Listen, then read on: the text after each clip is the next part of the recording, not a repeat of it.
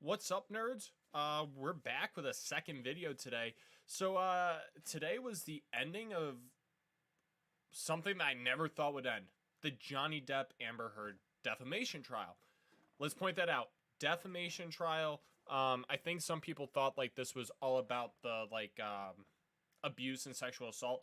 No, those were used as evidence towards the defamation, and those very things were used to defame one another. So let's get this off right away. Technically, neither party won.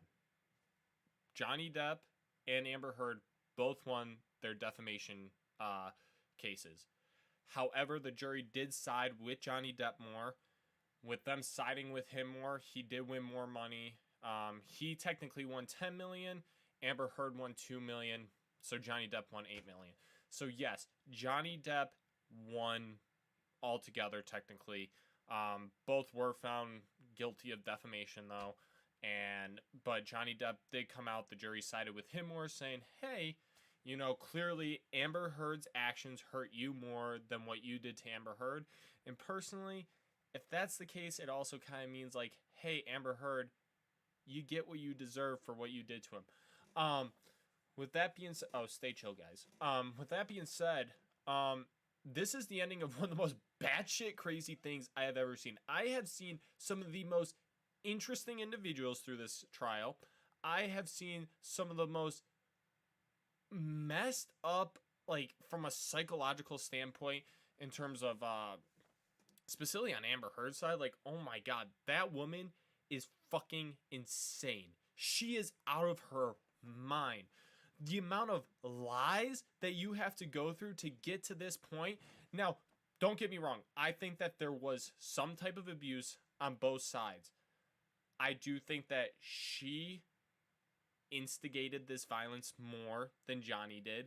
And I think that just all in all, it was a bad thing for both of them, for them to even be in this relationship.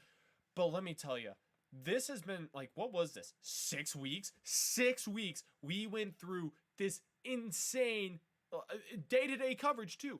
It was Monday through Friday from 9 a.m. to 5 p.m. We got coverage of this. We saw and heard the most insane testimonies I think ever. Now, this is obviously way bigger because it is now 2022. We have social media going, and this is like the first big court case that's been televised within our time. It was so I found it so interesting because I have taken psychology classes. I've taken a logic and critical reasoning class, which is very important for attorney, law, lawyer stuff. And just looking at this from a psychological standpoint, especially like Amber Heard and like everything going on with her team, it was fucking weird. Oh my god, her team trying, just getting flamed in the courtroom. They tried to object and every objection got overruled. But when Johnny Depp's team was like, objection sustained.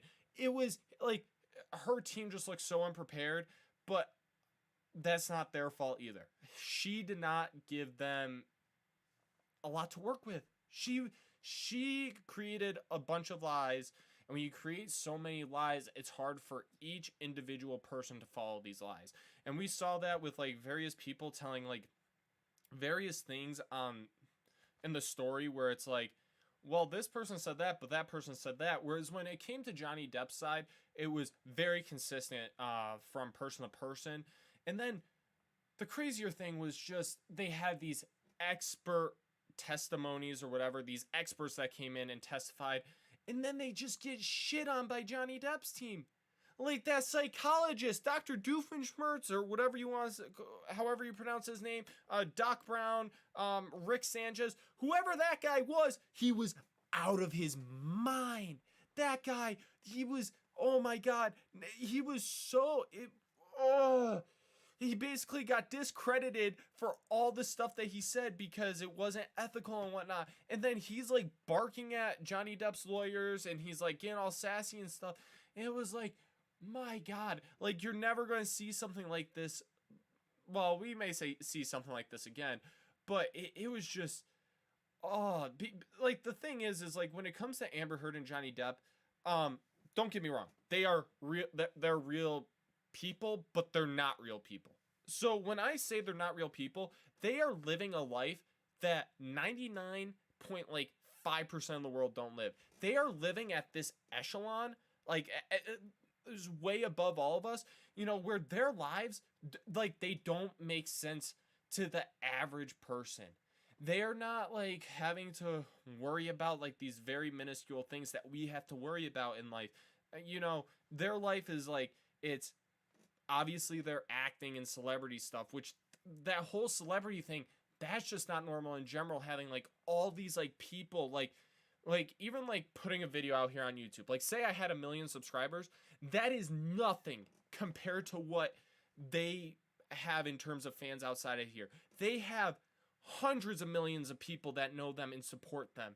They live these lives where right as soon as they go outside, there's hundreds of people waiting there trying to take pictures and stuff. They're being posted everywhere, and their lives are made up of sex, drugs, and partying. That's what it is. They don't live these lives that are normal.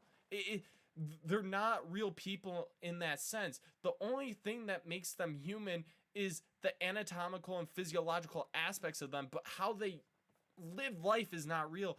And it was just such an absurd case because we get a deep dive into stuff that you don't see normally from these people. Because I'm telling you right now, this is more widespread amongst these celebrities in Hollywood and stuff than we think. It's just we don't hear about it. We don't hear about it. And it's just, it's so insane that this is how life is for these people. And it's very weird that this is ending because I was heavily invested in it, and it was very interesting both from just seeing the outcome, but like just looking at following like these storylines and seeing like how like each team countered each other, and especially just the psychological part. And what do I think happens from here? I don't know. I think the Me Too movement will still be around. I see people saying like, oh, the Me Too movement's done. The Me Too movement's going to be around. It's showing people that you have to tell the truth. Like, don't come out here and say lies, because and this just comes like in terms of anything for a legal manner. Don't do something that can literally ruin somebody's life and career by telling a lie. You just tell the truth. It doesn't fucking matter. Just tell the truth. Like, you should always tell the truth. It's bullshit that this even had to happen. And it's crazy because I know neither one of them really wanted this to probably get televised, but when it ruins your life so badly, it's like, or just like for any of this to get out, it's like, okay, I have to do something because my career's ruined and I gotta do something about it. So I guess I'm going to leak all my personal information. But this has been a wild ride. I wouldn't be surprised if we see something else like this in the future. But I don't think it's going to change like this entire thing. Like, I think Me Too's still going to be around.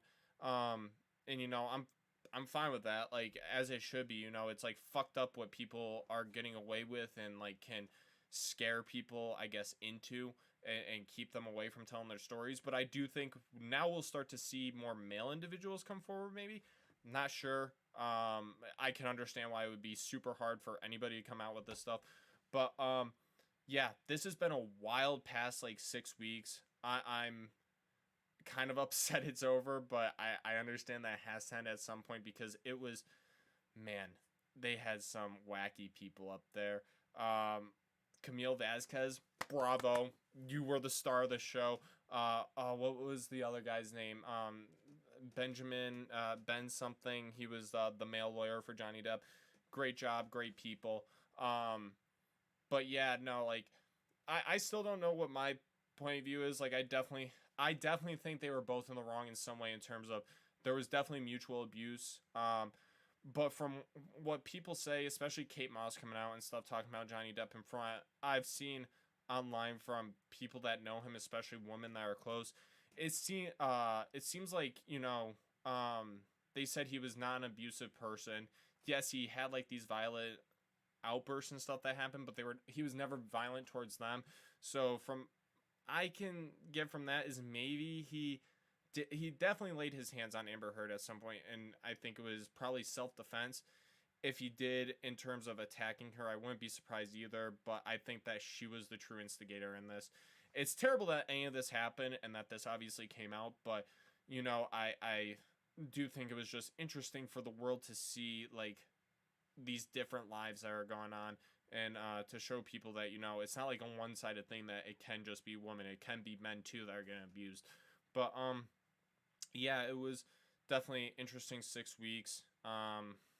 And yeah, I it's finally over. Never thought it would end, but I guess good for Johnny Depp and his team for pulling this out, because I still don't know what the truth is, and nobody's going to know the truth, but it seems like the jury feels like Johnny Depp was more truthful than Amber Heard, and that's how it is. What do you guys think? And yeah, I guess we'll have to wait for another trial like this. I'll see you guys.